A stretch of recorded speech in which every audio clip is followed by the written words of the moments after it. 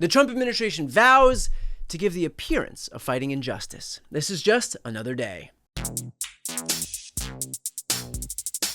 At yesterday's hours-long cabinet meeting, Donald Trump and Pam Bondi were pressed with questions about the suddenly non-existent Epstein list. It didn't go well, but everybody knows that when this administration finds itself in a tough spot, there's only one place left to turn: to the distraction machine. Now to some breaking news from Washington. NBC News has confirmed the Justice Department has opened criminal investigations into former CIA Director John Brennan and former FBI Director James Comey. Whoa, criminal investigations into the former heads of the FBI and the CIA. This is big. I mean, I can't imagine what they're being investigated for. Sedition, espionage, maybe some sick and twisted combo of the two, like sedispionage? Exactly what is being investigated? Well, that's unclear. Ah, that's right. It's all bullshit. This case is as clean as RFK's toilet after a quick dip in the E. coli creek. Yep, after years of promising that all Epstein-related secrets would finally be disclosed, the Trump administration is now desperately trying to shift focus from their non-disclosure to a whole new investigation. Well, not exactly new. A special counsel appointed by Donald Trump thoroughly investigated John Brennan, Jim Comey, and the conduct of the CIA and the FBI with regard to Russian election interference back in 2016, and filed no charges against them, accused them of no wrongdoing, exhaustively investigated.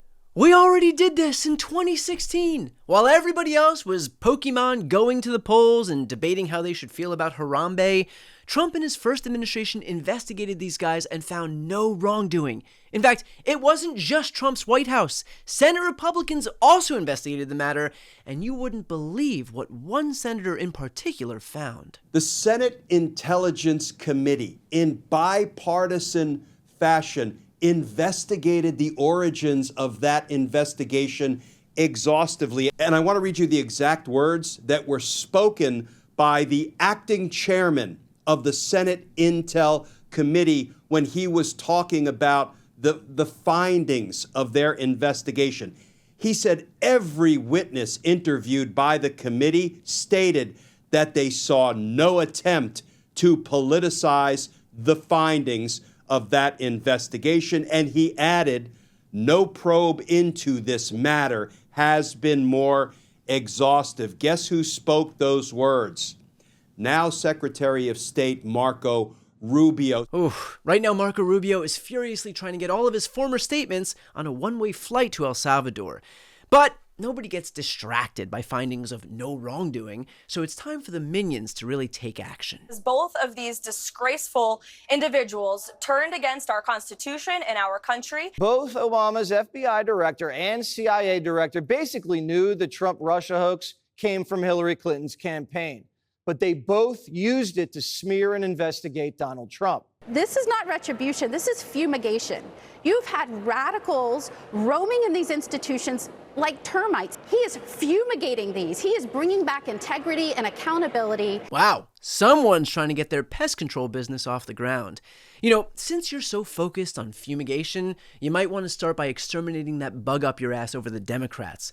This administration, the one that is so focused on reining in waste, is about to turn on a fire hose of wasted money and time by investigating their enemies, all in an effort to distract from their complete lack of transparency. And we all know that this is being done at the behest of dear leader, who is somehow just hearing about all of this for the very first time. James Comey and John Brennan, now under criminal investigation related to the Trump-Russia probe. Do you want to see these two guys behind bars? Well, I know nothing about it other than what I read today, but I will tell you, I think they're very dishonest people. I think they're crooked as hell, and maybe they have to pay a price for that. I believe they are truly bad people and dishonest people, so whatever happens, happens. Yeah, whatever happens, happens. You know Trump. He's just a laid-back, c'est la vie kind of guy. Just accepts whatever results come his way. And it's statements like those from the sitting president of the United States that always ensure his supporters accept those results too. Here's how you know that this whole John Brennan, James Comey distraction isn't working. Even Trump's base is calling bullshit. The timing of it, come on, just seems, come on, It seems like I'll take how do we get the attention off of Epstein for 500, please, Alex. I hope this story breaking today isn't just a cover story or diversion from the giant fiasco with the FBI and DOJ doing a 180 on Epstein. So that's it? No client list? Epstein killed himself? No further investigations? Case closed? Hey, we're going to do an investigation. Now, we can't tell you about the investigation because it's under investigation, so we can't actually talk about the investigation of the people that are being investigated, but they're under investigation. We don't rise and fall with Trump. We need him. It's a historic thing that's happening. But that said, I'm not breaking my integrity or my morals or what I stand for nobody. Even the man who is completely devoid of standards, morals, and integrity is refusing to abandon his fake standards, morals, and integrity just to help Trump move on from his administration's fiasco. You know when you've lost the crazies, you're in trouble. Look, it's bad enough that Donald Trump is trying to distract his base from an island's worth of Epstein material that totally doesn't exist. But to do it with a subject that has already been adjudicated is so much worse. Everyone knows where this leads. It's the same place that Hillary's Benghazi hearings led, to a kangaroo court led by Republicans who are solely focused on vilifying their enemies in the hopes that it will be politically advantageous for them. And the truth must come out, and this administration is totally committed to transparency and to justice and to accountability. Only they're not. Because if they were, I think your boss would have spent a little more time yesterday being transparent about any files that might have been lying around that happened to be related to his former dance partner, and a little less time teaching interior design 101. They've never found a paint that looks like gold. Cool. Is class dismissed yet? This administration has no interest in holding people to account, and all the proof you need is the flurry of pardons he's issued already this term. Pardons which have not just excused violent criminal behavior by members of groups like the Proud Boys, but also cost the victims of those crimes over $1.5 billion in restitution. Or, to put that in terms that our president understands, 33 birthday parades. The reality is that Donald Trump built an entire movement based on the idea that only he, an outsider, a man so untethered to the deep state, a man so wealthy that he need not take any money from wealthy donors, unless of course those donors had checks soaked in ketamine, then sure, that seems fine, but only a man such as he could finally bring transparency and accountability to the corrupt institutions that have plagued our country with lies for decades.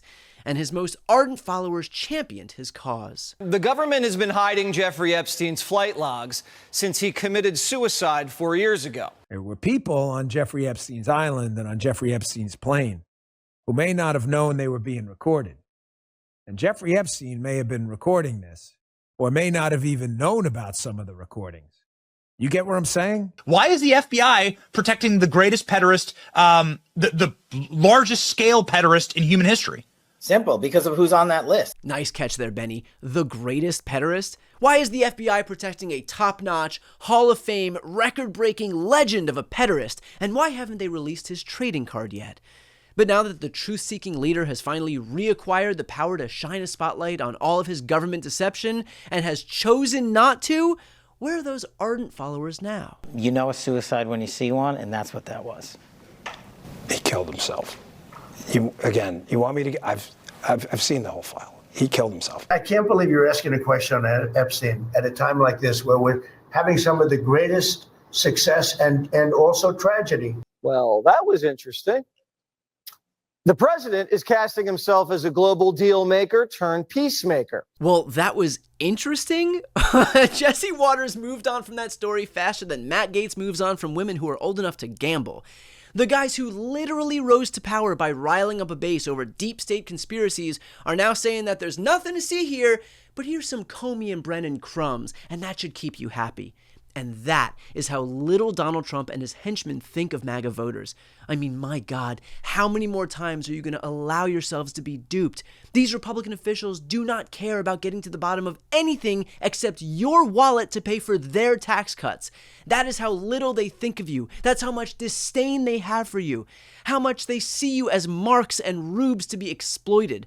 Rather than making groceries cheaper, giving you greater access to healthcare, making housing more affordable, they chose to keep keep you on the hook by spinning lie after lie, laughing all the way to the bank. They don't care about justice or truth, because if they did, we would have seen them bring it with one of the wealthiest pederasts, the greatest pederast, known to man. Before you go, if you enjoyed this content and you want to see more and support independent media, please subscribe to this channel. The subscribe button will be right here on the screen. But second, the reality is that we are now in a political environment where this administration can lean on any of the social media platforms to suppress certain voices if they don't like critical coverage. That means my longevity here is in the hands of a few tech billionaires who are already making it clear that they are willing to cater to this administration. To that end, signing up for my newsletter is a way for me to reach you directly if that ever becomes necessary. I'll put the link right here on the screen as well, so please sign up. It's free, but there's also an option to do a paid subscription if you'd like to support me and my team. I really appreciate it. Thanks so much for watching.